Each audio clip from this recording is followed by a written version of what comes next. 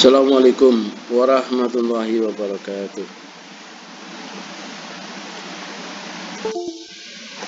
Percakapan antara Dimas dan Marta. Meskipun ini sebuah percakapan, dari sisi pola kalimat bisa kita lihat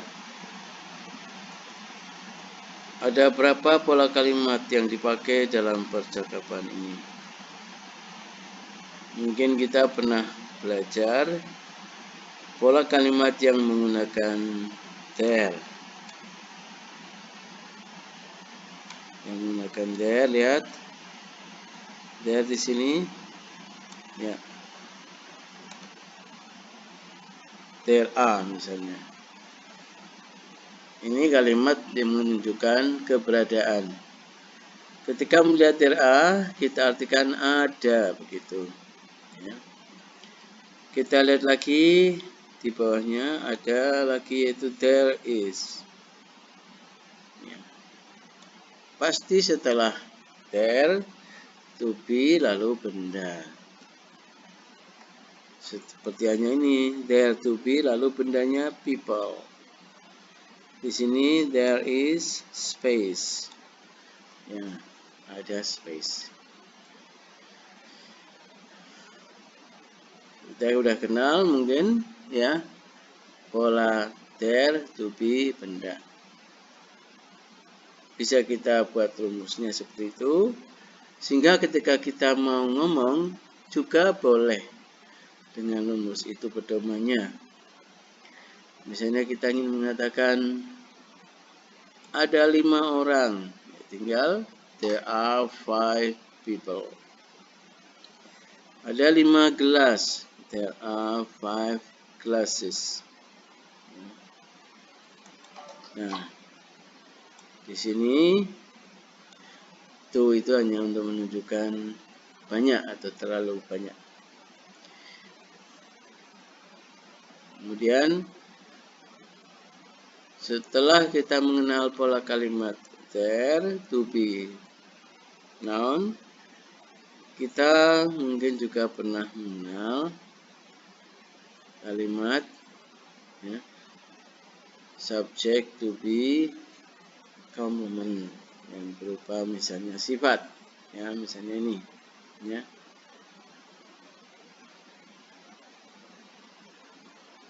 Misalnya nih, the water is too cold. Subjeknya mana? Water. To be-nya is. Lalu too cold itu sebagai komplement yang berupa sifat. Seperti hanya ini juga. Ya. You are right. Ini juga subjek. To be komplement berupa sifat. Apakah hanya sifat saja? Ya, ini juga you are happy enough, you are happy, ini juga subject to be complement berupa sifat. Ya. You are too kind, ini juga subject to be complement berupa sifat. Ya.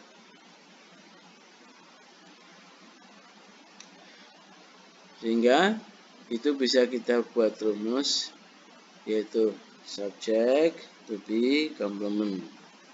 Nah, sementara komplement juga bisa berupa tidak hanya sifat, bisa juga benda. Ya.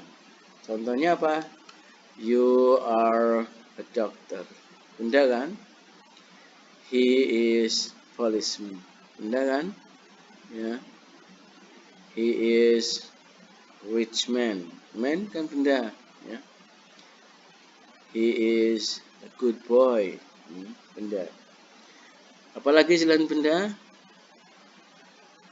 Bisa juga keterangan tempat. Ya. Where are you? Ya, jawabmu I am. Ya, subjeknya I, lalu to be-nya am in Jakarta. Ya. Komplemennya berupa keterangan tempat. Where is she? Ya. Misalnya ini pakai ini, the water is cold. Okay, where is she? She is in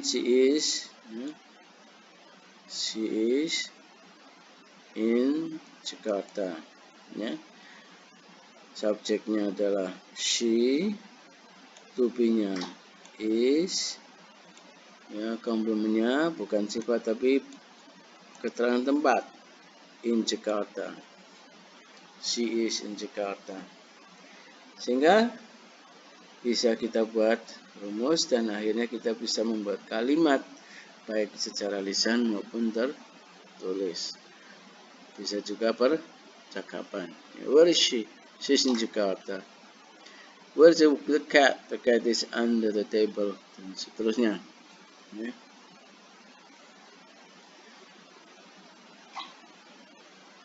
Begitu juga pola ini, subject to be complement, bisa juga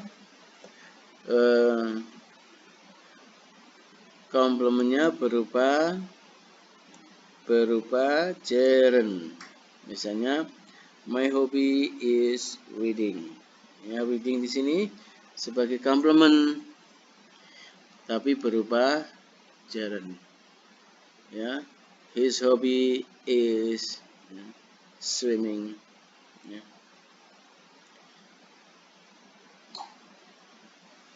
His hobby is playing guitar.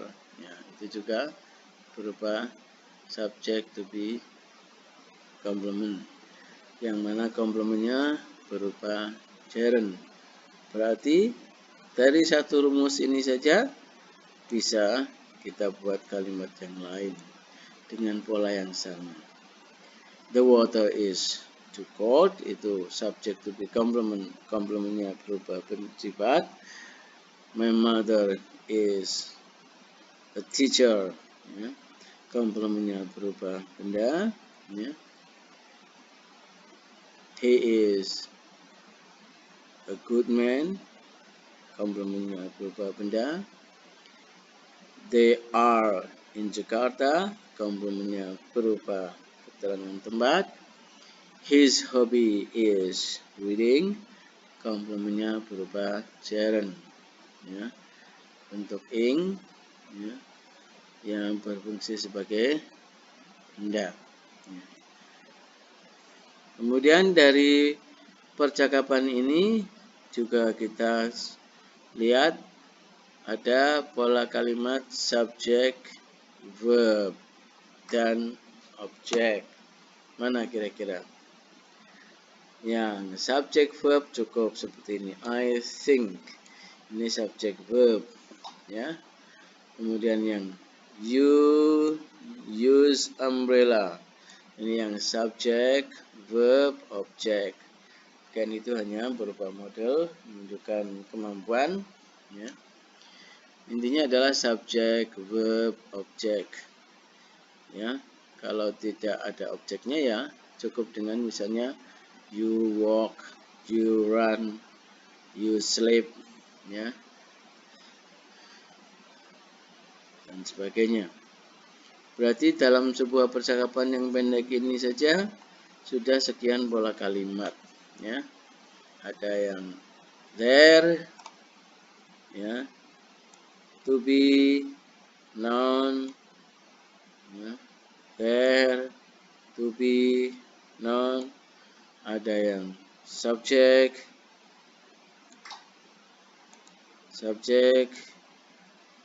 to be, complement, ada yang subject, verb, ya, I think misalnya, subject, verb, object, ada yang subject, verb, I will go ahead, subject, verb,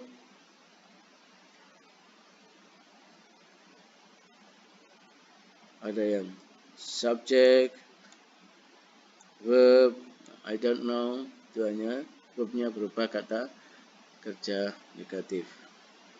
Ada yang subject, verb, object, ya. I have money, I don't have money, I don't have enough money, itu subject, verb, object. Lalu ini juga I will treat you, subject, verb, object. Ya. Verbnya adalah treat, will itu hanya sebagai auxiliary, menunjukkan akan. Yang lain, ya itu. Ya.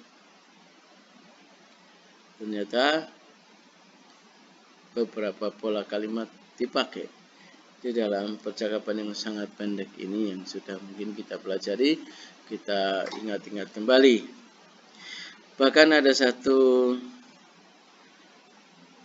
pola kalimat yang mungkin baru buat Anda atau ini mungkin jarang ya kita pakai, tapi bagus kalau kita pas memuji dan sebagainya misalnya. Ya. Lihat. It's too hot to go to the beach. Kita buat rumus, coba apa rumusnya? To be, ya, lalu apa?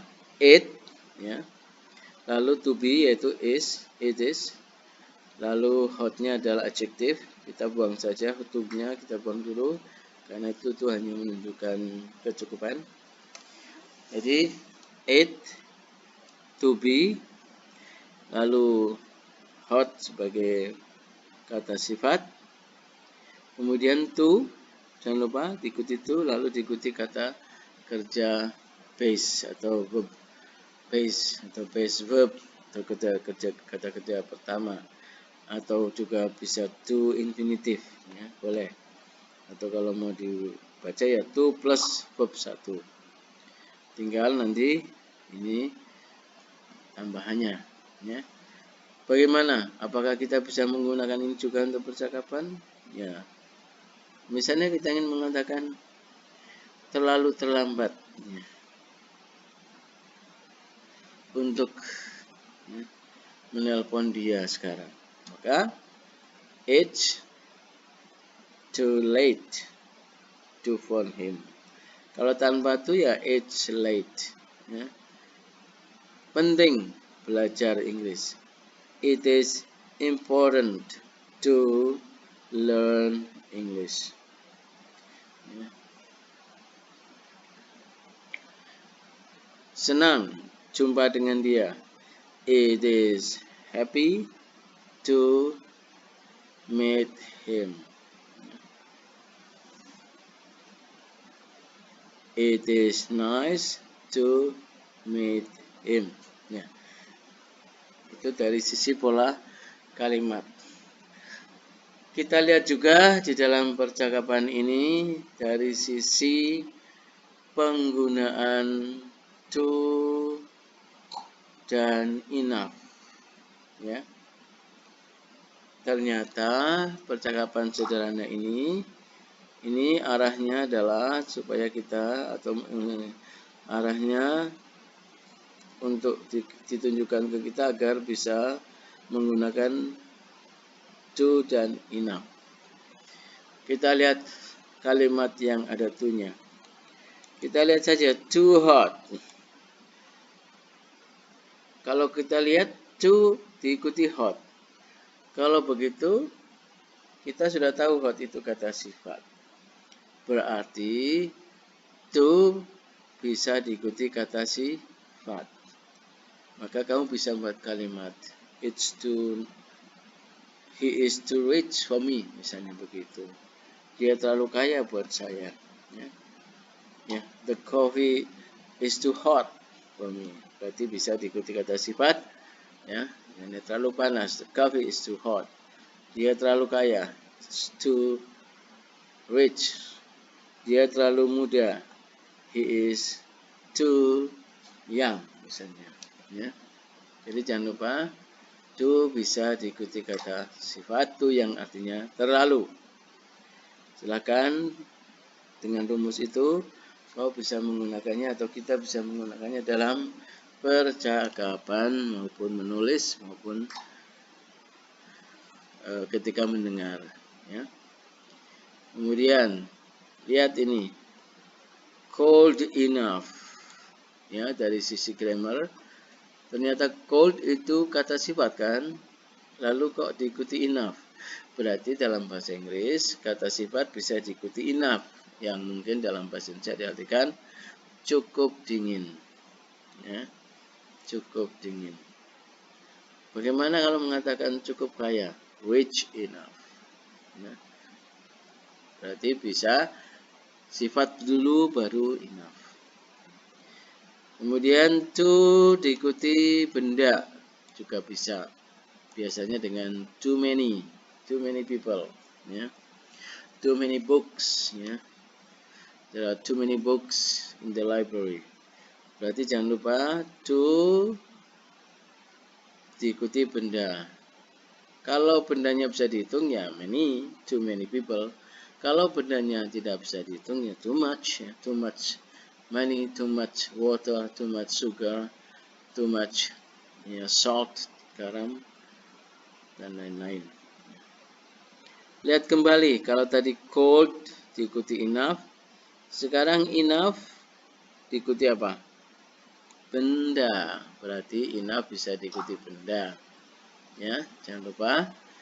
Kalau tadi enough bisa didahului dengan sifat, artinya misalnya dingin, berarti cukup dingin.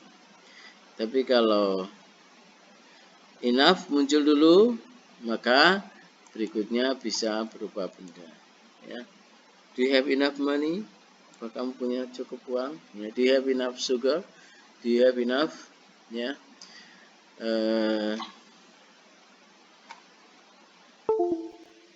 Water, misalnya, dan sebagainya. Ya. Maka yang lain kembali too cold sama dengan too hot. Too diikuti kata sifat too cold. Berikutnya juga too expensive. Too diikuti kata sifat. Ya. The cost is too expensive. Jadi dari sisi penggunaan too, ya, bisa diikuti sifat. Ya. Seperti hanya enough space, enough diikuti benda, ini juga enough diikuti benda. Enough money, cukup uang. Do you have enough money? No, I don't have enough money. Yeah. I'm sorry, I don't have enough sugar. I'm sorry, I don't have enough salt, garam. Yeah. I'm sorry, I don't have enough capability, dan saya tidak cukup kemampuan. Ya. Nah, ini kembali kalau di sini ada too hot, too diikuti sifat, too cold, too diikuti sifat, kembali too kind, too diikuti sifat. Ya.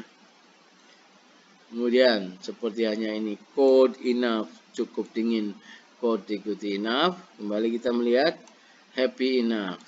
Happy kata sifat diikuti enough. Jadi enough itu bisa muncul sesudah sifat seperti cold enough, happy enough, tapi bisa muncul sebelum benda. Ya. Oke, demikian. Silahkan dipraktekkan ya untuk berbicara, menulis, ya, atau ketika kita harus menangkap dari sebuah pembicaraan. Ya. Thank you.